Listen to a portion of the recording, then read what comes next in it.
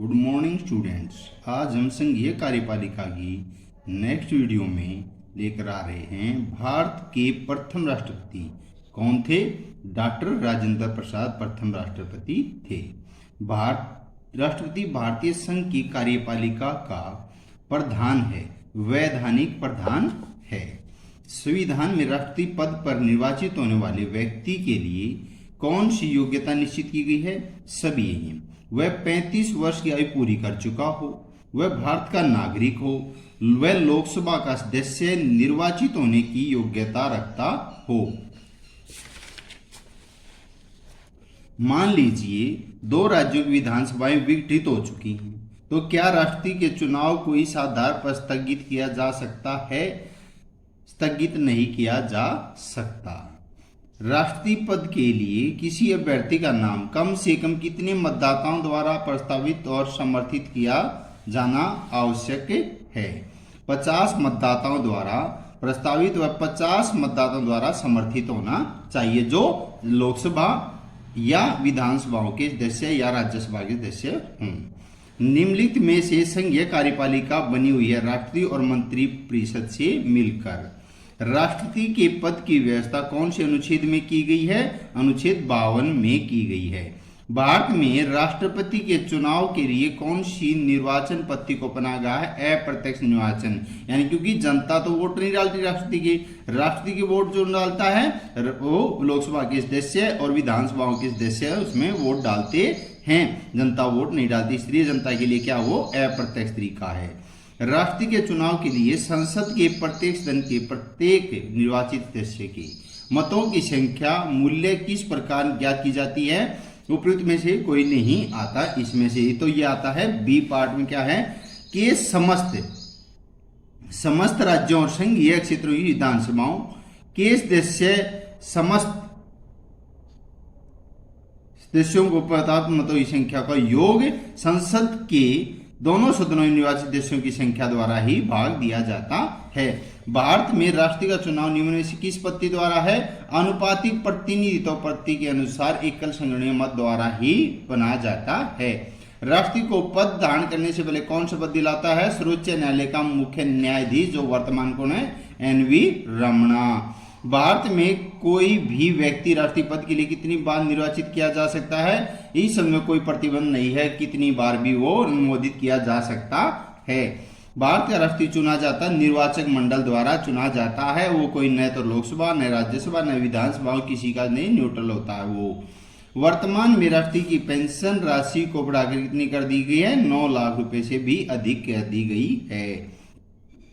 राष्ट्रपति अपना त्याग पत्र किसको संबोधित करता है? उपराष्ट्रपति को संबोधित कर देता है। तो राष्ट्रपति पर महाभियोग का आरोप संसद के किस सदन द्वारा लगाया जा सकता है? संसद के किसी भी सदन, चाहे वो लोकसभा हो चाहे वो राज्यसभा हो। राज्यसभा ऊपरी सदन, लोकसभा निचला सदन होता है। निम्नलिखित में से संघीय कार्यपालिका के प्रकार हैं: संसदीय कार्यपालिका, अध्यक्षात्मक कार्यपालिका और वैधानिक निर्वाचित कार्यपालिका। राष्ट्रपति पर महाभियोग प्रस्ताव लाने के लिए कितने दिन पूर्व लिखित सूचना देना आवश्यक है? 14 दिन तक दे सकते हैं। राष्ट्रपति के विरुद्ध महाभियोग प्रस्ताव पारित करने के लिए संसद के दोनों सदनों के कुल सदस्यों के कितने बहुमत का होना आवश्यक है? 2/3 सदस्यों का होना आवश्यक माना गया है। महाभियोग के आरोपों की जांच के दौरान राष्ट्रपति अपना स्पष्टीकरण किस प्रकार प्रदान करता है? उपयुक्त दोनों सही कई वकीलों द्वारा भी स्वयं उपस्थित होकर भी दे सकता है।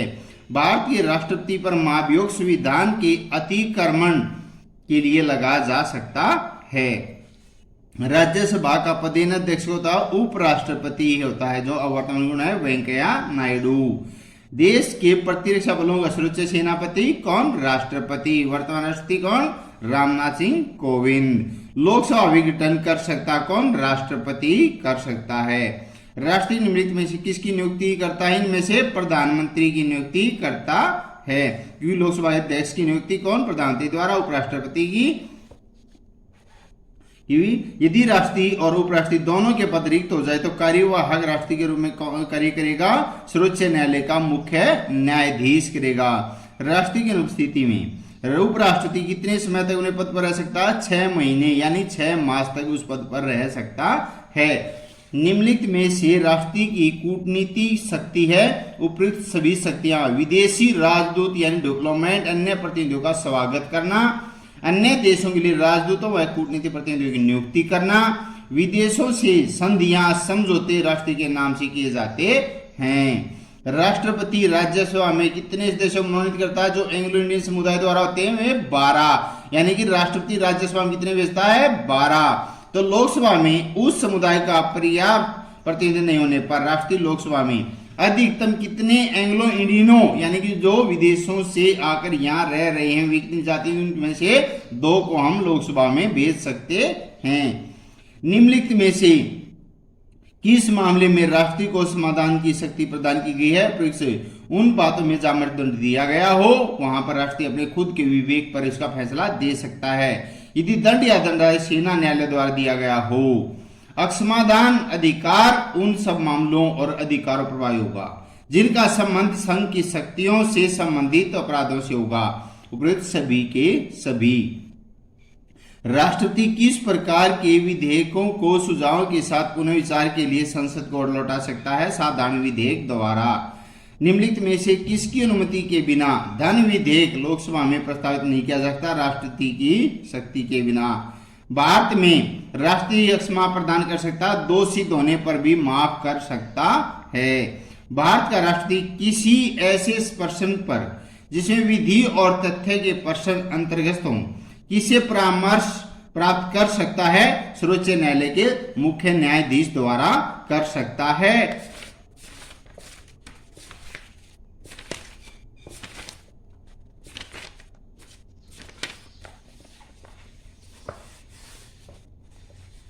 भारतीय राष्ट्रपति की कार्यकारी प्रशासनिक शक्तियों का वर्णन है, यानी कि इसमें हम बड़ा एक प्रश्न देखते हैं, कुछ छोटे थे कुछ बड़े हैं। तो संविधान के अनुसार संघ की कार्यपालिका शक्तियां राष्ट्रपति के हाथों में सौंपी गई हैं, जो इन शक्तियों का प्रयोग प्रधानमंत्री की अध्यक्षता वाली मंत्रिपरिषद की सलाह से करता है। अर्थात प्रधानमंत्री व मंत्री राष्ट्रपति को इन शक्तियों का प्रयोग करने की सलाह दे देंगे।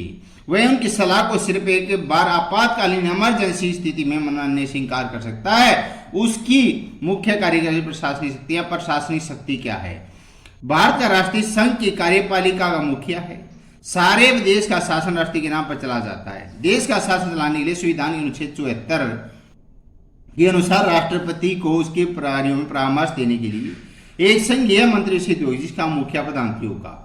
राष्ट्रपति को संघ के शासन के बारे में सारी सूचना प्रदान करने का अधिकार है। प्रधानमंत्री से वह प्रशासन के बारे में कोई भी सूचना प्राप्त कर सकता है।